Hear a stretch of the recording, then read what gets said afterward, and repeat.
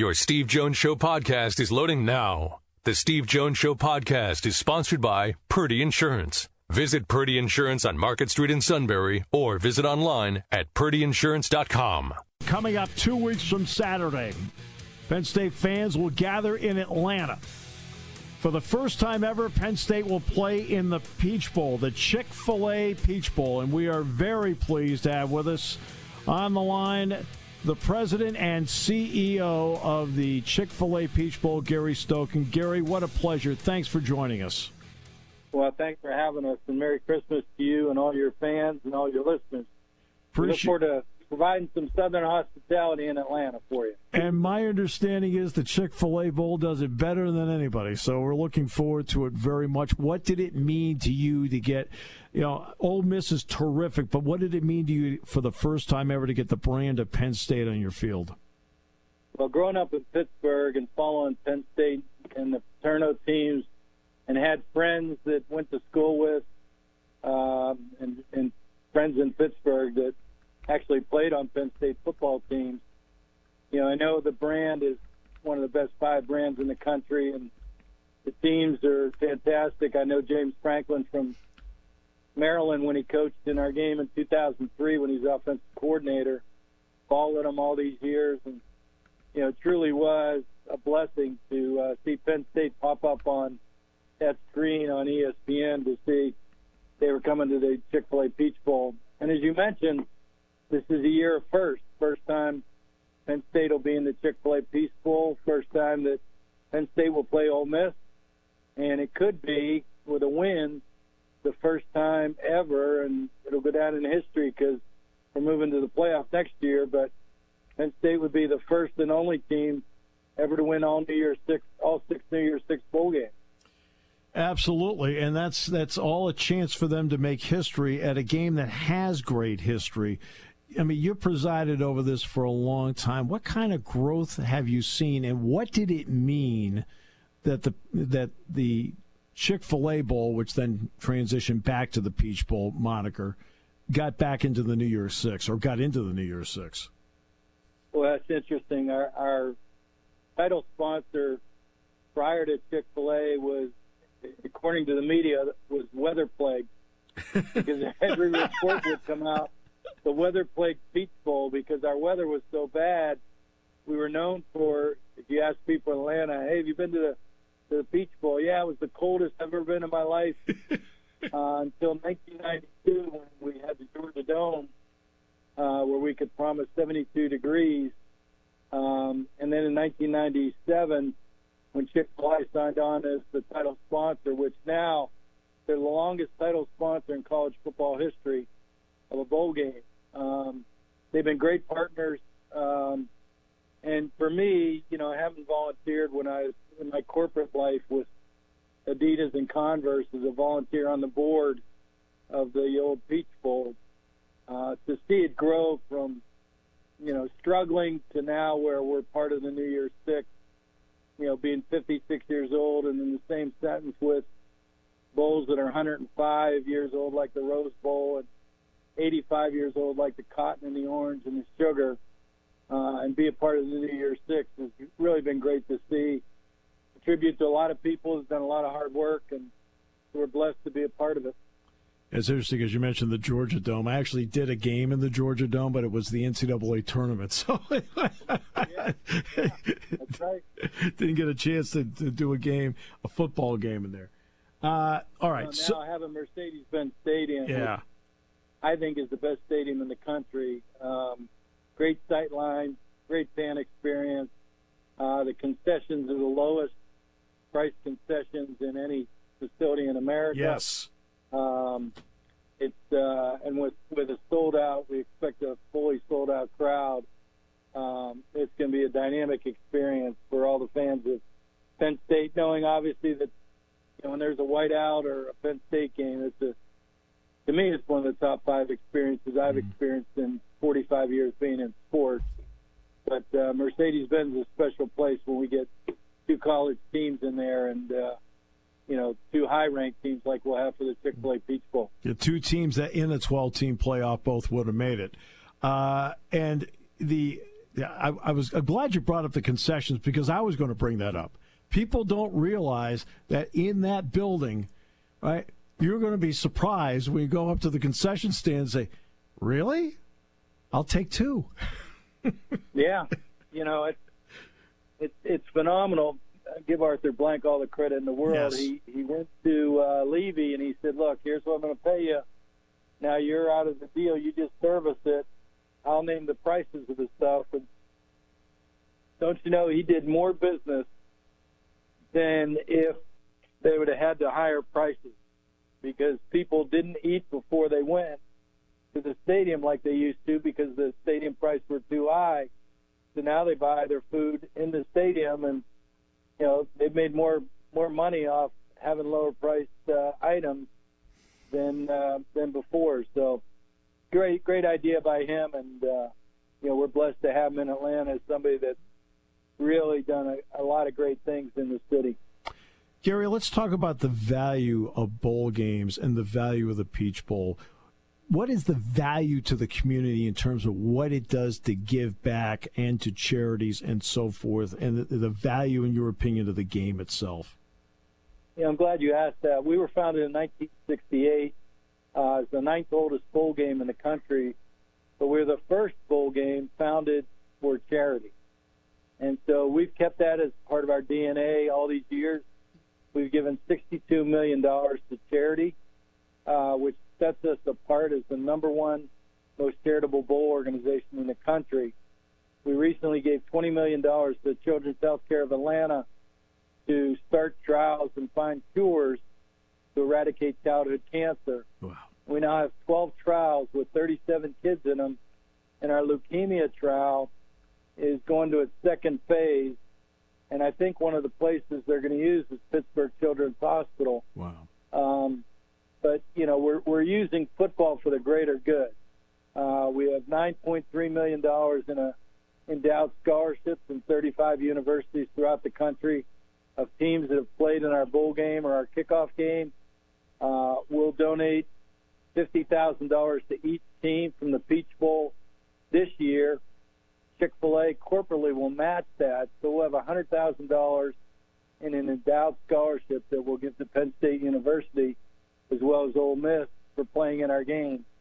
So it's something that's very, very important to us to give back through college football, and we do economic impact as well, like the rose and the sugar and the orange and the cotton, where we'll probably, with our kickoff game and our bowl game, we're typically somewhere around close to $100 million in economic impact, which translates to about $6 million in state sales tax, and we're typically about $5 to $6 million per year in charitable donations. So, college football has a big impact on Atlanta. We're the fourth largest convention town in the United States. Our after game and our Peach Bowl are two of the top five conventions in the fourth largest convention town in the country. So that's how, and you put the SEC championship in there, three of the top five conventions on an annual basis in Atlanta are college football games. So that's how important college football is to Atlanta. Then you add on top of that having the College Football Hall of Fame there, having the longest run kickoff game. College football, very, very important to Atlanta, and a lot of media have called us the capital of college football. And justifiably so. And on top of it, you talked about James Franklin being down there, and you remember him, you remember the game specifically. Gary, you've done this for a while. How important are relationships to you? We talked about that today at the press conference. With Brian Tripp afterwards. I told people I don't root for teams, I root for people. And I said, being in this business, to get people to play in our kickoff game, to get people to play in our golf tournament, which is the preeminent golf tournament for college coaches in the country. And before we moved into the CFP, I was responsible for selecting the teams for the old Chick-fil-A Peach Bowl. it really is something that is very simple in my mind. People want to do business with people they like, number one, who they consider friends, number two, and who they trust and will do business and will deliver on what they say they're going to do. So, sales to me has never been hard. Building relationships is what it's all about. And, we have an external business philosophy that I created called CARE, which is C is for customer, always treat the customer first. A is for attitude, bring a great attitude to everything you do. R is relationships, build deep, long-lasting relationships so you can do business with someone today, and in 20 years they'll want to still do business with you again. And then E is for excellence. We strive for excellence in all that we do. So, that's our philosophy, and I think that's pretty much what's held us in good stead all these years. How excited are you about the pure game because of the styles of the teams involved? Yeah, I said in our initial press conference with both coaches when CFP announced the matchup, I said styles make for great fights. And when you look at the defense, which total defense, Penn State's number one in the country and third overall in passing defense efficiency, and some other categories. And you look at Ole Miss offense, which they have a top 10 quarterback, top 10 running back, top 20 offense. At the end of the day, you're going to see a great offense against a great defense. I think one of the keys, or two of the keys of the game, are going to be Penn State's defense ability to play against a team that gets a playoff every 23 seconds. Yep. And playing against a hurry-up offense is a different kind of defense you got to play because you're not always going to get substitutions in for different plays, different situations in the game, different downs.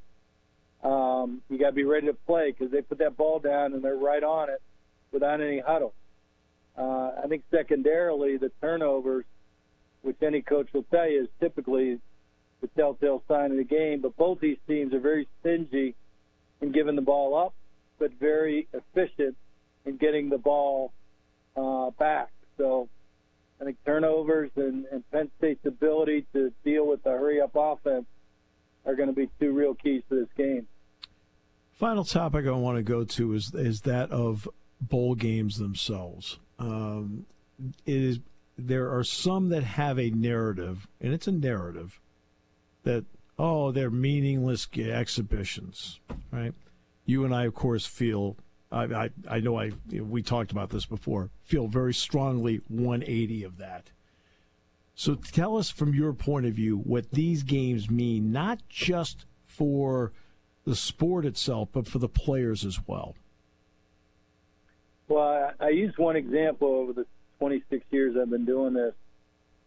Frank Beamer, after his Virginia Tech team played in our game, he had all the seniors get up and just talk to the rest of the team and the coaches about what it meant to be a part of the team, to be a part of Virginia Tech's football heritage, to play next to their brothers, to play for the coaches they played for, to say what they learned about themselves individually as well as collectively on how to be a part of a team. And all these things lead to what people are going to have to do when they get in the real world and when they get in the business world. I was fortunate enough to play basketball at North Carolina State and coach basketball there. And there's no greater teacher than sports. You deal with winning, you deal with losing, you deal with adversity, you deal with, as Bill Curry said in his book, 10 Men in a Huddle. Yep. You can have a white kid from the hills of North Carolina and a black kid from the streets of L.A. and a Jewish kid and a Catholic kid and none of that matters when you get in the huddle because you're dependent upon each other and you're dependent upon that person next to you doing their job so that you can do your job and vice versa. And if you both do your jobs, you have a chance to be victorious and win the day, win the play, win the game, etc.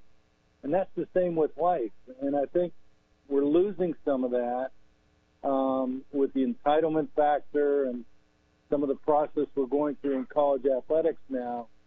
And I worry about that, frankly, because sports has been one of the great teachers of our society. And we're making it a little bit too much about money and not about all the inherent relationships and educational aspects that you receive by being as a member of a part of a team. Yeah, and that's why a previous question, when we talked about money, we talked about how much money is donated back by the bowl games. That's a factor in money as well, is the donation part. And I don't think people realize how much money's given back, which you did a great job of outlining. Gary, I really look forward to going down there, broadcasting it, and yes, since you have all those Pittsburgh roots, what the heck, I'll bring Jack Ham with me. Well, I look forward to meeting Jack Ham, and look forward to meeting you as well and providing you some Southern hospitality, and really enjoying a great week of congratulations to Penn State for what they've achieved. And, again, this could be the 20th team that will have accomplished 11-win season in Penn State history and send their seniors out the right way, finish top 10 in the country, and really give them an opportunity to set up for next year what could be, again, another successful season moving into the 12-team playoffs for Penn State. Gary, Peach Bowl defines class and first class, and we appreciate the fact that Penn State's going, and on top of that, appreciate the time you gave us today. Thank you so much. Thank you, and Merry Christmas. Merry Christmas to you too, Gary. All right. Gary Stokan, the president, CEO of the Peach Bowl.